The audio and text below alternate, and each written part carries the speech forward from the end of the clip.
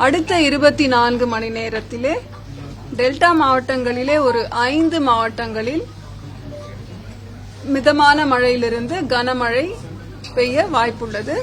ஏனைய மாவட்டங்களில் லேசானது முதல் மிதமான மழை பெய்யும் வாய்ப்பு உண்டு. 28ஆம் தேதி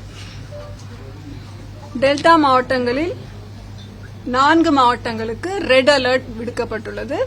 அதாவது கன முதல் மிக கனமழை மற்றும் சில இடங்களில் அதி கனமழை வரை பெய்ய வாய்ப்பிருக்கிறது.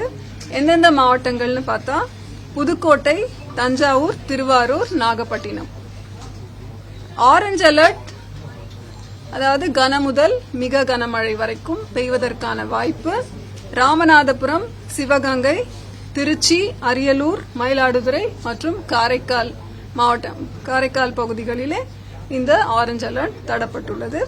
மற்ற மாவட்டங்கள் வட தமிழக மாவட்டங்கள், வட தமிழக உள் மாவட்டங்கள், தென் தமிழக மாவட்டங்களிலும் மழை பெய்யும் வாய்ப்பு உண்டு. 29ஆம் தேதி நவம்பர் 10 மாவட்டங்களுக்கு ஆரஞ்சு அலர்ட் விடுக்கப்பட்டுள்ளது. வட தமிழகத்தின் பெரும்பாலான கடலோர மாவட்டங்களுக்கு கன முதல் அதி கனமழையும், சில கடலோர மாவட்டங்களான செங்கல்பட்டு, விழுப்புரம், கடலூர், மயிலாடுதுறை, திருவாரூர், நாகப்பட்டினம் மற்றும் புதுச்சேரி, காரைக்கால் பகுதிகளுக்கு ஓரிரு இடங்களில் அதி கனமழை பெய்யும் வாய்ப்பு உண்டு. மற்ற மாவட்டங்கள் ஆரஞ்சு அலர்ட் 10 மாவட்டங்கள்: சென்னை, திருவள்ளூர், காஞ்சிபுரம், ராணிப்பேட்டை, வேலூர், திருவண்ணாமலை, கள்ளக்குறிச்சி, பெரம்பலூர், அரியலூர் மற்றும் தஞ்சாவூர்.